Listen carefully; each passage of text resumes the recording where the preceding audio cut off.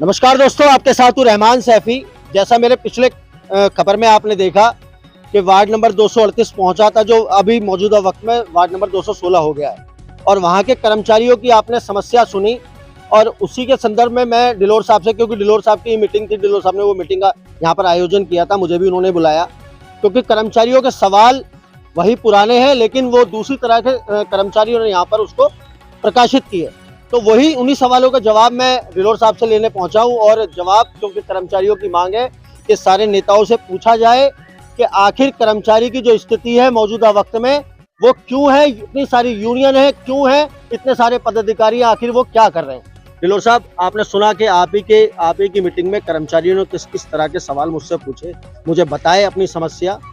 आपने यहाँ पे मीटिंग का आयोजन किया है, क्या है आखिर मामला? यूनियन इतनी सारी, आप जैसे बड़े नेता इतने सारे पदाधिकारी, फिर भी कर्मचारी की समस्या जो कि तो वजह क्या है?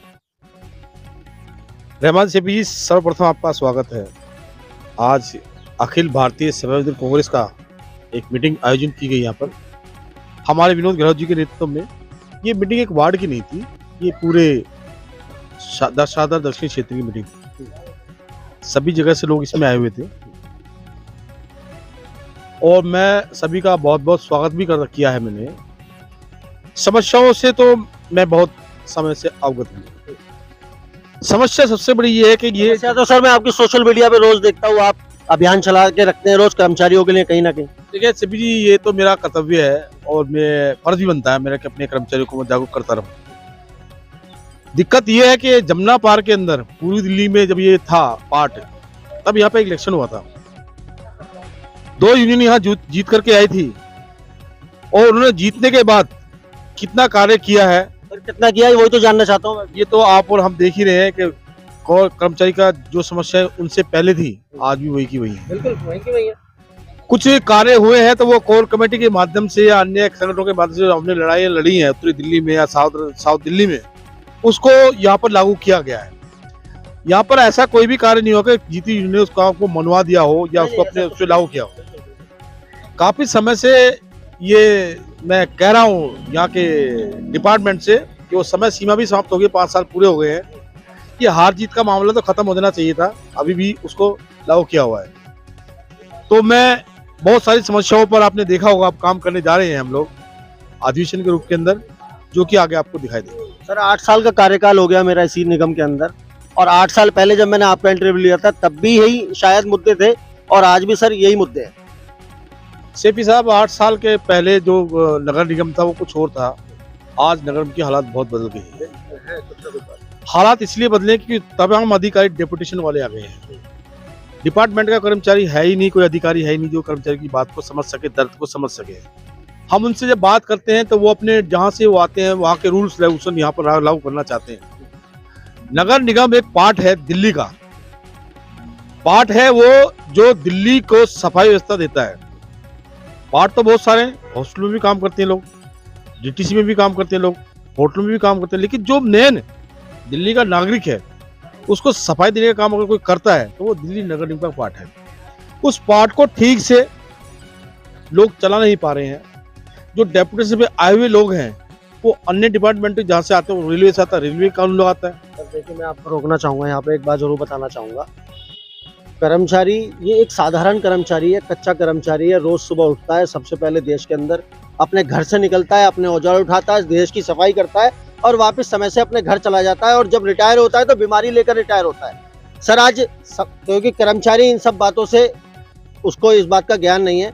कर्मचारी को तो सीधी सीधी भाषा समझ में आती है, सीधी सीधी बात समझ में आती है कि उसकी जो समस्या है आज की, उसको तनख्वाह नहीं मिल रही, उसको लाभांश नहीं मिल रहे, उसको मेडिकल कैशलेस कार्ड की सुविधा अब तक नहीं मिली, जिसके ऊपर इतने सारे प्रदर्शन मैंने खुद ने रिकॉर्ड किए, आप खुद के इंटरव्यू रिकॉर्ड किया। कर्मचारी आज सिर्फ उस पर सुनना चाहता है। सर, आज उसके लिए बता दो, कर्मचारी अब भी सुन रहा है। आप रहमान सेफी जी, ये बहुत बड़ी लड़ाई आप 8 साल से हम लोग लड़ रहे हैं। बिल्कुल। इसका समस्या का समाधान अगर किसी के पास है तो आज वो गृह मंत्रालय के पास है, क्योंकि नगर निगम गृह मंत्रालय से जुड़ चुका है। समस्या थी पहले कि नगर निगम जो है, इसको कोई एजेंसी नहीं मिल रही है, डॉक्टर नहीं मिल रहे हैं, तो ये काम सफाई कर्मचारी का नहीं है। सफाई कर्मचारी तो काम कर रहा है, बीमारी अपने खरीद रहा है।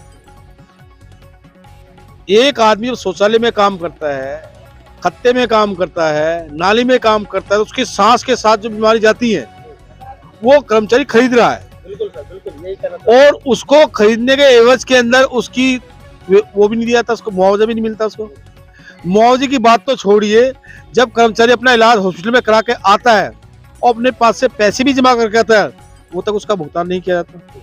ये समस्या जो है ये बड़ी गंभीर समस्या है। अब इस समस्या का निवारण करने का समय आ सर, गया एक है। निवारण की बात मुझे याद आ रही है कुछ। काफी दिन पहले की बात है, आप भी थे उस मीटिंग में, मैं भी था, और दिल्ली के बहुत बड़े बड़े नेता भी थे। दिल्ली के सांसद मनोज तिवारी के यहाँ पे वो मीटिंग थी, आप भी थे उसमें, मैं भी था, और उसमें मेडिकल कैशलेस कार्ड के ऊपर एक बहुत बड़ी स्पीच मनोज तिवारी ने दी थी। सर, आपको याद है वो बात? झूठ बोल रहे थे सर, उस टाइम किसी ने उसका विरोध नहीं किया, और उस टाइम सबने उस मीटिंग में सब उसकी हाँ की है। और वो मेडिकल कैशलेस कार्ड की सुविधा, 5 लाख रुपए की सुविधा अभी तक कर्मचारी को नहीं मिली। कर्मचारी को शायद उसका पता भी नहीं है।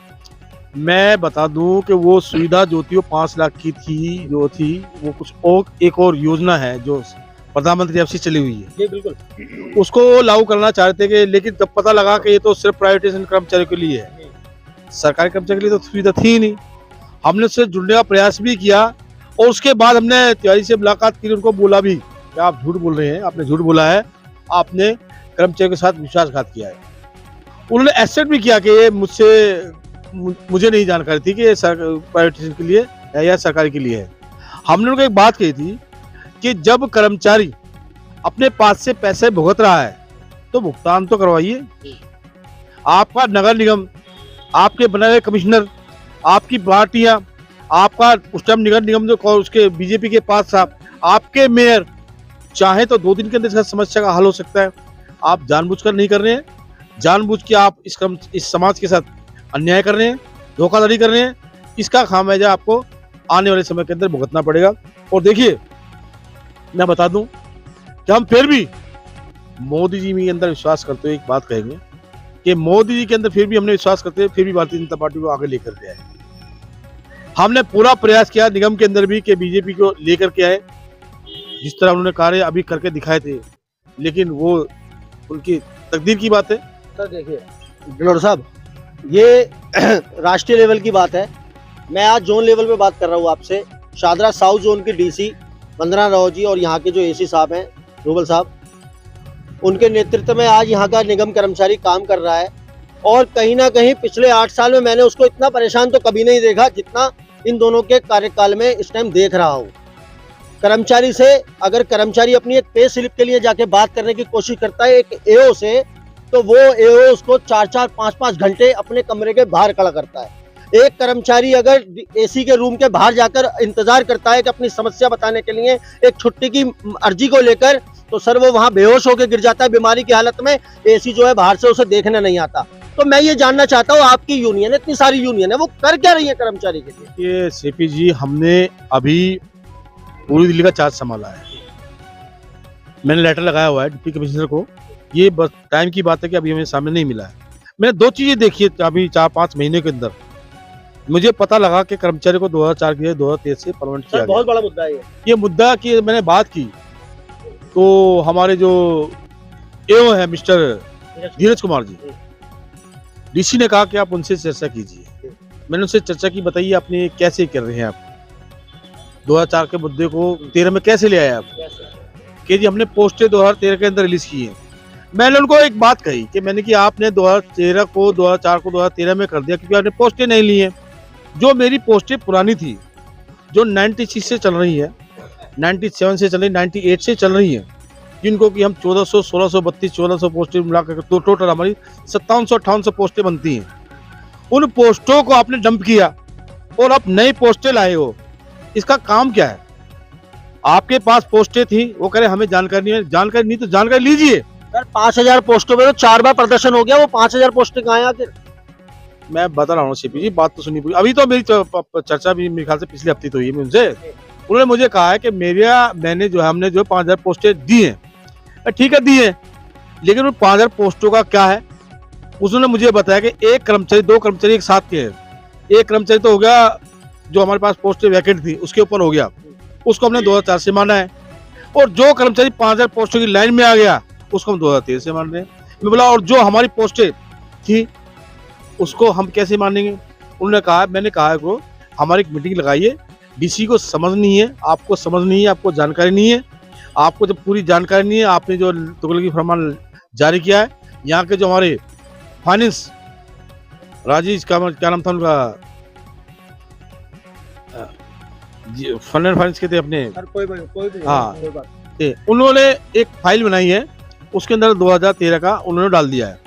हमने वो फाइल कमिश्नर से कह के वहाँ हेडक्वार्टर मंगवा ली है, कोर कमेटी के माध्यम से उस पर कार्रवाई चल रही है। और मैं विश्वास दिलाता हूँ, कहना चाहूँगा कि हमारा जो कर्मचारी 2004 से पक्का माना गया था वो 2004 से ही माना जाएगा, क्योंकि अभी उन्होंने रोक तो लगा दी है, उससे खत्म नहीं किया।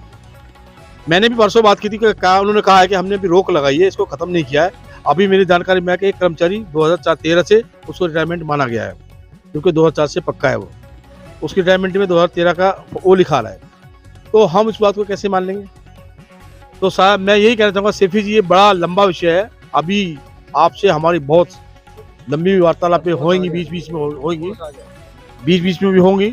मैं ये कहना चाहूँगा कि अभी हम एक अधिवेशन जो दिल्ली के अंदर करने जा रहे हैं, उसकी हम प्रेस कॉन्फ्रेंस हमारे राष्ट्रीय प्रमुख महामंत्री सोहन सिंह जी के नेतृत्व के अंदर उसका क्या उद्देश्य है उस कॉन्फ्रेंस का, क्या अधिवेशन का? अधिवेशन का उद्देश्य है कि हम जो देश के गृह मंत्री है,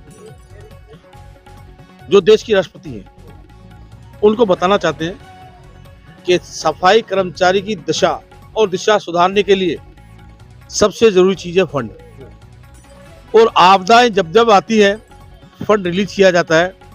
अभी आपने 100 करोड़ रुपया, 1 लाख करोड़ रुपया नगर निगम को फंड किया था कोरोना वर्ष के अंदर, कोरोना काल के अंदर, कि हम 1 लाख करोड़ रुपये की जो सहायता देते हैं।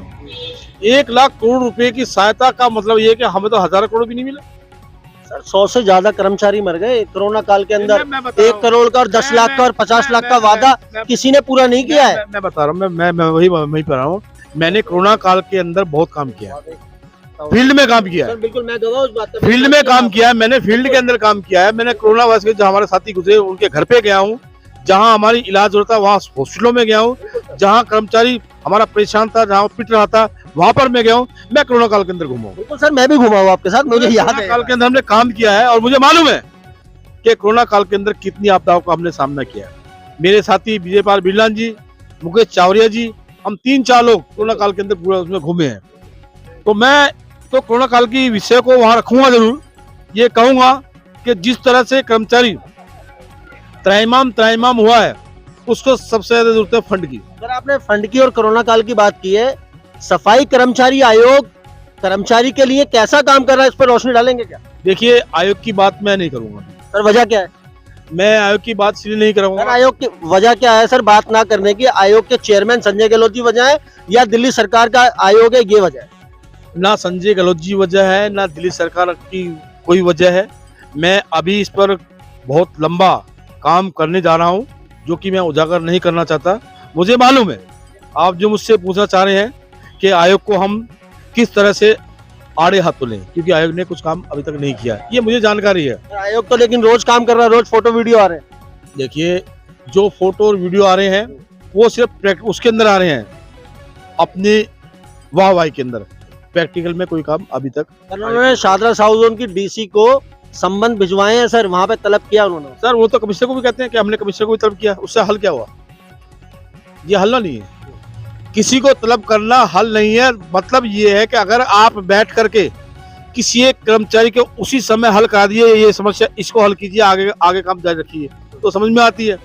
एक तलब करके दिखाना एक दिखावट है। ये दिखाया जा रहा है कि मैंने कमिश्नर को बुलाया या मैंने डीसी को बुलाया। ये सैफी साहब, ये सब चीजें जो है ना, ये एक दिखावा चल रहा है, इसको मैं और कुछ नहीं कह सकता। शायद आप एक बात भूल रहे हैं। देखिए, सच्चाई की बात अगर मैं करूं, क्योंकि मैं हर चीज का साक्ष रहा हूं आपके साथ, क्योंकि मैंने भी बहुत समय गुजारा है। जब आयोग के चेयरमैन का गठन हो रहा था तो नंदकिशोर डिलोर जी की गाड़ी और साथ में डिलोर साहब सबसे आगे थे, और जो आयोग के चेयरमैन है संजय गहलोत जी, वो उनके साथ बैठ के चल रहे थे। कहीं ना कहीं सर आप इसको नकार नहीं सकते। नहीं, ये तो मेरा कर्तव्य है। अगर मेरा कोई समाज का लोग आगे जा रहा है और अच्छे काम के लिए उसको प्रोसेस किया जा रहा है, तो उसको सर वो अच्छा काम आयोग का चेयरमैन बनना ही तो था उस टाइम। नहीं वो तो बन गए कोई बात नहीं, लेकिन जो हमारी उम्मीदें थी उसका कुठाराघात हुआ। सर यही जानना चाहता हूँ। उसका कुठाराघात इसलिए हुआ है कि चेयरमैन बनने के बाद उन्होंने अभी तक भी समाज की जो पीड़ा है उसको नहीं समझा है। एक कुर्सी, मैं अब कह सकता हूँ, खुले मन से कह सकता हूँ, एक कुर्सी की लालसा थी, पूरी हो गई, हमने भी उनको समर्पित कर दिए। अब कितने दिन और रहना है? 5 साल कर लीजिए, 6 साल कर लीजिए, ये तो समय काल पूरा होगा। उसके बाद क्या होगा? उसके बाद वही होगा जो राजू सासर का हुआ है, जो वीरपाल गहलोत जी का हुआ है, जो हमारे आज चावड़े जी इस दौर में है। आना तो आपको रोड पे ही है, आप ये तो नहीं कि सत्ता में बैठे रहोगे। और रोड पे आने के बाद फिर आपसे जब सवाल जवाब होंगे उस समय आपको देखा जाएगा। इस समय आप जिस रथ पे सवार हैं उसमें आपको ना समाज दिखाई दे रहा है, ना सफाई कर्मचारी की समस्याएं दिखाई दे रही है, ना ही सफाई कर्मचारी से जुड़ी हुई जो जड़मूल समस्या है उनकी तरफ आपका ध्यान जा रहा है। आप दिखा रहे हैं कि मैं डीसी को बुलाया, उसको लेटर दिया है, उसको ये किया है। मेरा प्रैक्टिकल के तौर पर मैं कहूंगा कि नगर निगम के अंदर एक भी कार्य सफाई मजदूर आयोग के माध्यम से नहीं हुआ। शाहदरा साउथ जोन के, मेरा आखिरी सवाल है, शाहदरा साउथ जोन के आला अधिकारियों से कर्मचारियों की समस्याओं को लेकर कब बैठक होनी तय पाई है? क्या कर्मचारियों को क्या आश्वासन है? देखिए, मैं अपने कर्मचारियों को यही आश्वासन दूंगा कि अखिल भारतीय सफाई मजदूर कांग्रेस संगठन, जिसके हमारे हिंदुस्तान के कोने कोने में गूंज है, हमारे राष्ट्रीय अध्यक्ष जी गोविंद भाई परमार जी इसको चला रहे हैं। सरदार बुड्ढा सिंह जी इसके पूर्व अध्यक्ष रह चुके हैं। धन सिंह कंडेरा जी रहे हैं, उनके भतीजे सतीश कंडेरा साथ खड़े हैं। दिगान साहब ने काम किया है। आज ये सौभाग्य मेरे पास है। मैं इस संगठन के माध्यम से यही कहना चाहूंगा कि मेरा कर्मचारी अस्वस्थ रहे। हम बहुत बड़ा काम करने जा रहे हैं। जो उम्मीदें आपको हैं हमसे, उसके ऊपर हम 100% खरा उतरने का प्रयास करेंगे। जहां तक बात डीसी शाहदरा साउथ की है, शाहदरा साउथ के डीसी से जल्द ही मुझे मीटिंग मिलने वाली है। और जिस दिन मेरे को मीटिंग मिलेगी, सैफी जी आप देखना, आप उस मीटिंग के अंदर मौजूद रहेंगे। मैं आपको इन्वाइट करूंगा। उस मीटिंग के अंदर जब सवाल डीसी से पूछे जाएंगे, assistant commissioner rouble Singh ji से पूछे जाएंगे, धीरज जी से पूछे जाएंगे, तब पता लगेगा यूनियन क्या होती है। क्योंकि उन्होंने अभी यूनियन के वो चेहरे देखे हैं जो बिकाऊ हैं, जो चापलूसी हैं, जो गाली देना जानते हैं, जो काम ना होने पर हाय हाय मुर्दाबाद करना जानते हैं। हमारा काम हो या ना हो वो एक अलग बात है। जो कमिश्नर जो डीसी कर सकती है वो उसको करना ही पड़ेगा। जो कमिश्नर के लेवल का कमिश्नर के पास लेके जाएंगे। हम जहां लेवल का काम है उस लेवल पे बात करेंगे, जो ऊपर लेवल का काम है उसको ऊपर लेके जाएंगे। हम ये नहीं करेंगे हाय हाय मुर्दाबाद। हम चाहेंगे कि आप काम कर सकते हो, कर रहे हो, करना चाहते हो तो सीट पे बैठिए, वरना गद्दी खाली कीजिए। दोस्तों आगे देखना है कि डिलोर साहब की जितनी बातें उन्होंने कही हैं, क्या वो भविष्य के अंदर जाते ही क्या वो सच साबित होंगी? कर्मचारियों की समस्याओं को लेकर जो मीटिंग होनी तय पाई है वो होगी या नहीं होगी? अगर होगी तो कर्मचारियों की समस्याएं कैसे सुलझेंगी? तो मिलते हैं दोस्तों अगली खबर में। जब तक के लिए जय हिंद, जय भारत, जय संविधान।